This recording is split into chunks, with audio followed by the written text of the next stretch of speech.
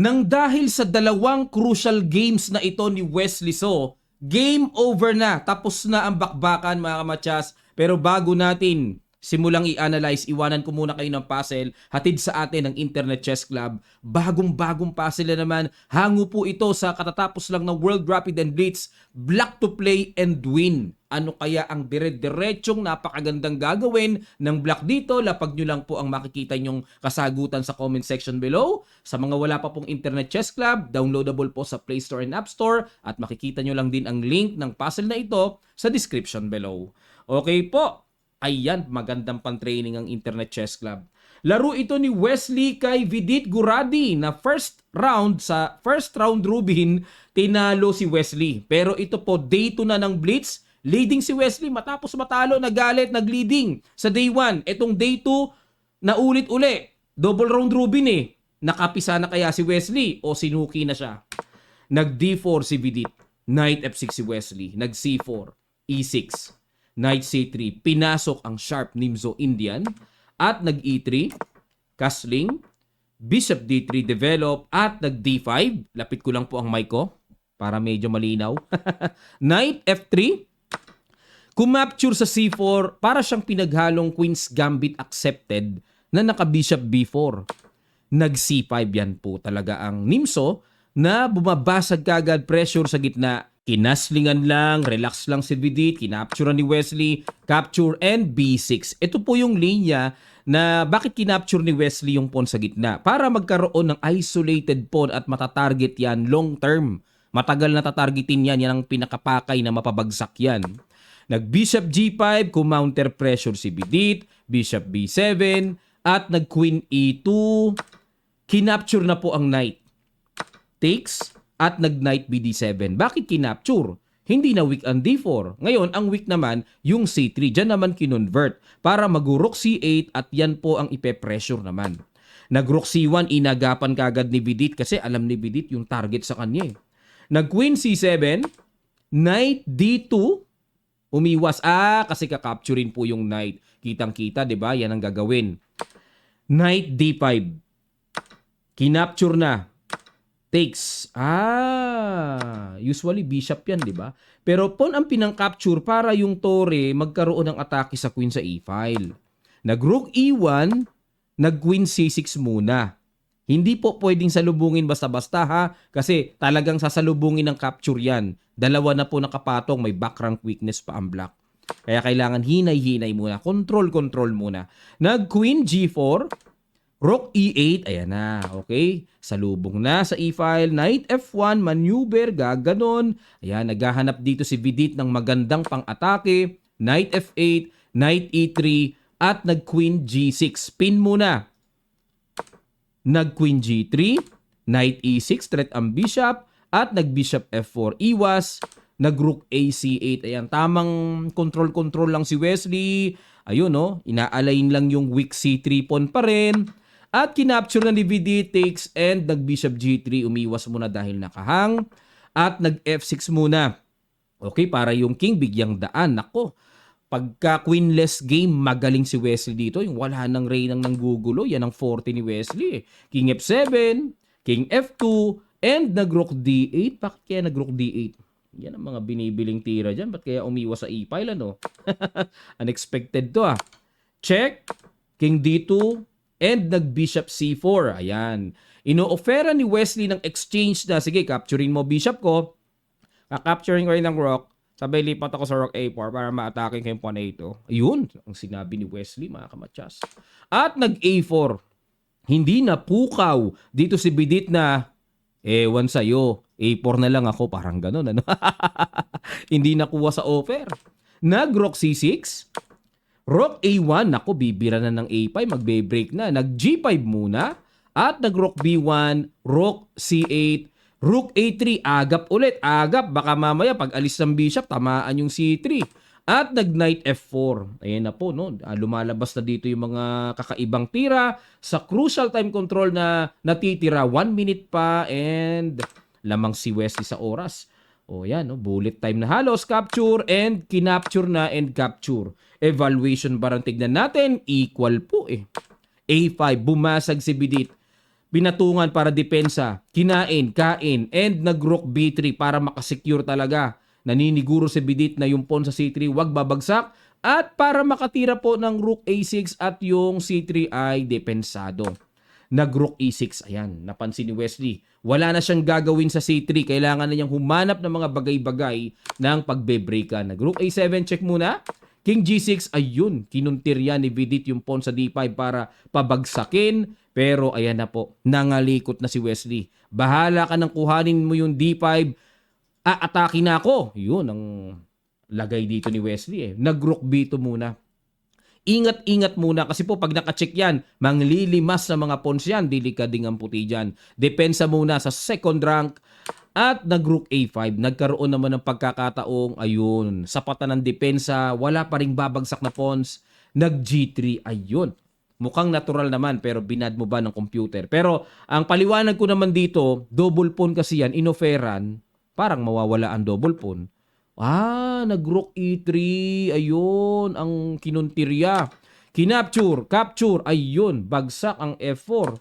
Nag-rook D6. Blunderacious mga kamatsas. Ay, oo nga. Blunderacious, kitang-kita. Sige po mga kamatsas. Ano kaya yung simpleng pitik na yon? Dahil sa kakulangan ng oras sa Bidit, napatira ng Blunderacious baby. May baby pa? Okay, pakiguess nyo po sa ilang sandali lang. Tutuloy kagad natin. Start.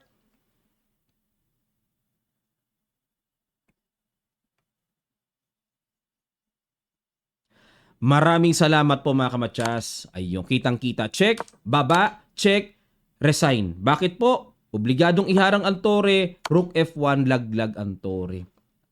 Ganyan po para mapag-collapse mo yung mga malalakas sa player kagaya nila Vidit Guradi. No? Kailangan mapadala mo sa maikling oras na tapos consistent ang bigat ng tira mo. Nagko-collapse din naman sila eh. Pero ibang level of strategy, technique, and energy ang kailangang i-apply. Kailangan yung talagang medyo tricky na pang super GM din ang datingan talaga ng gagawing diskarte. O yan, collapse si Guradi, nakabawi si Wesley, at itong next game na to mga kamatsas, ito talaga no, ito yung pinaka-breaking point eh. Sige, pag-aralan natin. White dito si Wesley sa batang Russian Super Grandmaster Volodar Murzin, ang former World Rapid Champion. Tinirahan ni Wesley ng E4. Kinarukan lang siya, makunat, D4, D5, E5, advanced variation ang pinili, at nag-Knight D2, E6, and Knight B3. Ayun. Pangalawang beses ko nang nakita kay Wesley itong linya na to, kung inyo pong matatandaan, no? Para i-stop yung mala French defense na gagawin dito ng black. Improvised French na nakawala ang bishop, no? Dapat ang French nandun eh.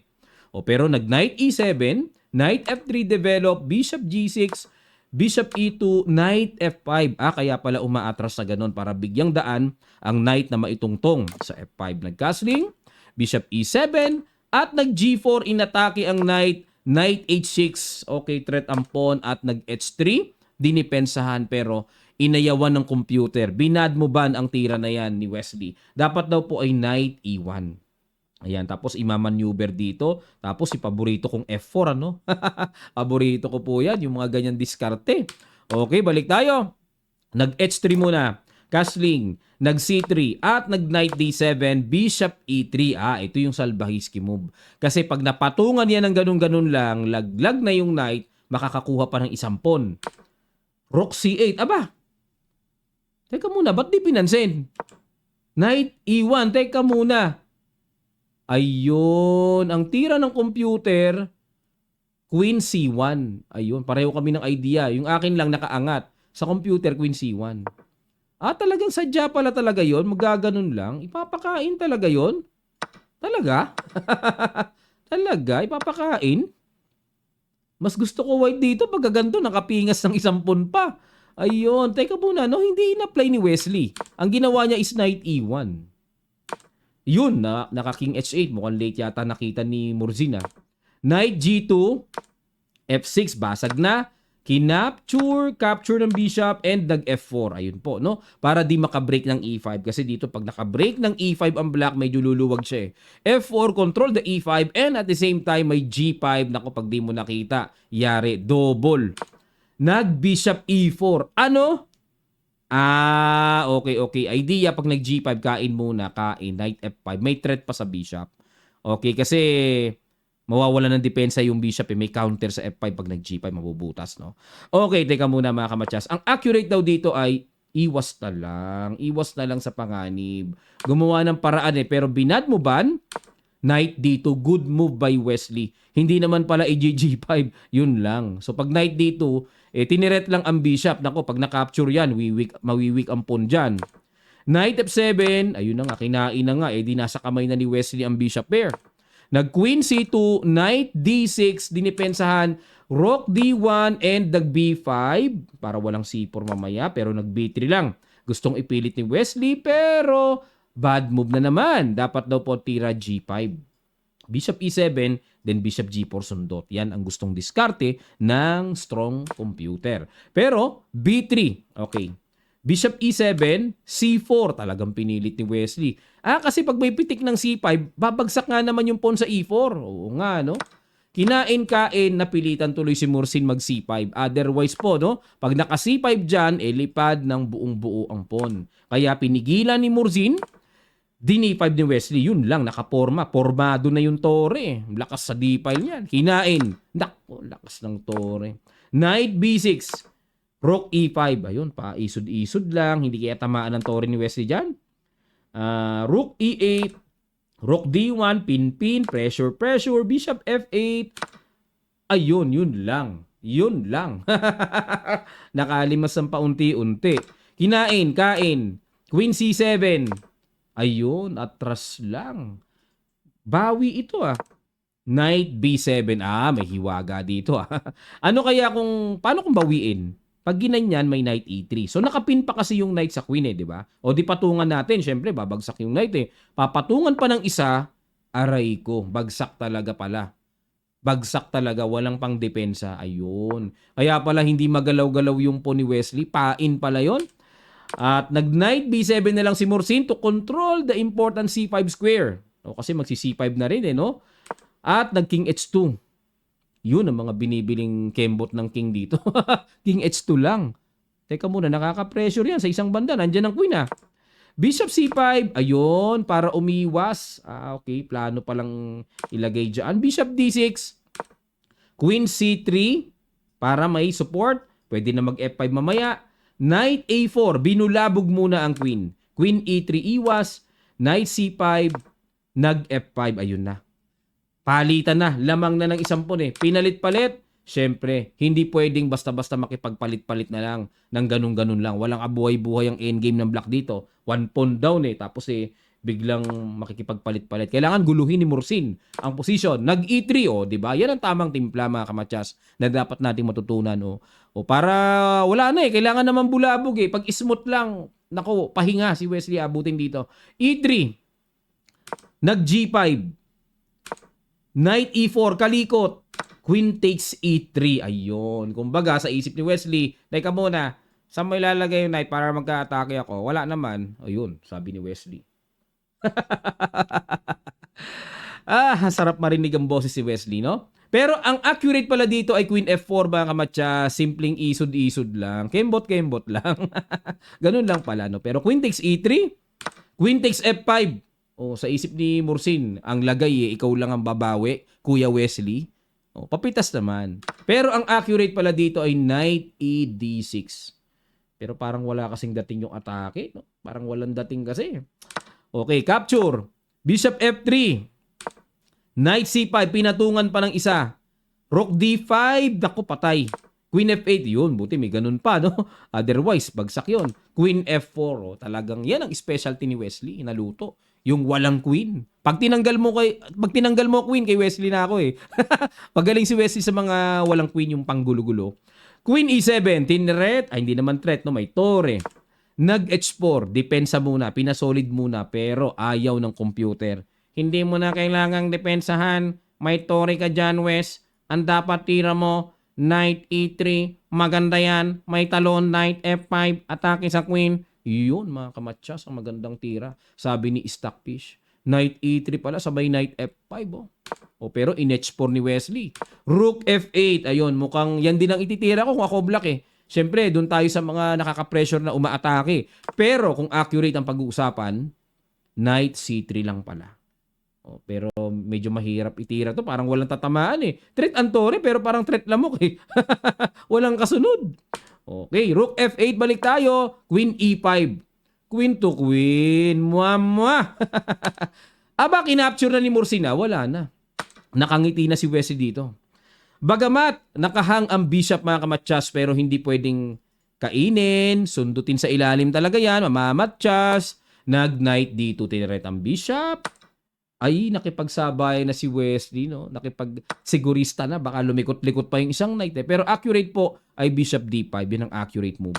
Pero naniguro siya para isa na lang ang paa ng Yokabab na po pwedeng makakalikot. Knight d4, rook d5, knight e2 check. Ayan na nga. Syempre, human eye, kalikot is very good. Pagdating sa, dying seconds na. Pag mga ganito, bad move nga sa computer, pero para sa akin, logical po yan. Kasi, ano na yan dying seconds Makakalikot ka, matret ang tira mo, the better. Pero kung accurate pag-uusapan, dito pala tamang check. Okay. Knight e2 check, king g4, king g8, rook d2. Naku, baka makulong ang knight ha. Rook f2, ayun, inatake, counter threat. Knight e1, wala na, nagbababad move, ayun. Nabulol ako. Nagbababad move na si Wesley. Pero dapat daw ang tira is, wag nang pansinin sa Japan, C5 na lang. Pinapakain lang sa Japan, no? Kinain and king f3, ayun. Double din kasi. Yun ang mga pakain sa Japan. Sabi nga nila, pinapakain lang sa Japan yan eh. Diba? Yung pala C5 lang, pero knight e1 ginawa ni Wesley. Chumek. Ayun, and knight f3. Ito yung mga kailangang ingatan sa crucial position na to. Yan ang mga kailangang ingatan kasi mahirap na. Takaw blunderacious. Kagaya ng ginawa ni Mursin. Kasasabi ko lang ng takaw blunderacious na ang position. Nag-blunderacious na nga sa dying seconds mga kamatsas. Napakainampon. Mayroong hindi nakitang pitik. Ano kaya yung pitik na yon? Pakiguess nyo po ang dalawang combo na ginawa ni Wesley at napakatindi na ng kanyang kalamangan. Sa ilang sandali lang, tutuloy agad natin. Start.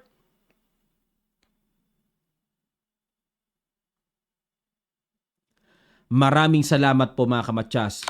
Boom, check. Boom, check. Kain. Ayun, pagkakain, lipad pa ang knight hanging. Pag bumawi, kain, one piece up, maliwanag. Bumigay si Mursin sa dying crucial time control nila. Wala na eh. Lanay! Ayun po mga kamatsas, dahil dyan, ito po kasi, bakit ito yung crucial 2 games? Dahil po dyan, tinan nyo yung magkasunod na panalo ni Wesley ang nagpa-champion sa kanya kasi the rest, tinabla na niya. Yung last round, virtual champion na siya kay Pragnananda mga kamatsas Kay Prag, parang baka nga binigay na ni Wesley. Sobrang bait kasi ni Wesley. Kahit matalo siya sa last round, na kasi siya 12 points na siya. Ang sumusunod sa kanya mga kamatsas, parang, bang score? Basta kahit matalo siya sa last round, di na aabot sa kanya. Possible 11.5 lang yata. Last round niya si Prague. Wala na, parang binigay na ni Wesley. Giveaway score. Para umangat-angat si Prague. Napakabait ni Wesley talaga. Kasi champion na siya Ba't naman niya pipisakin pa si Prague? No?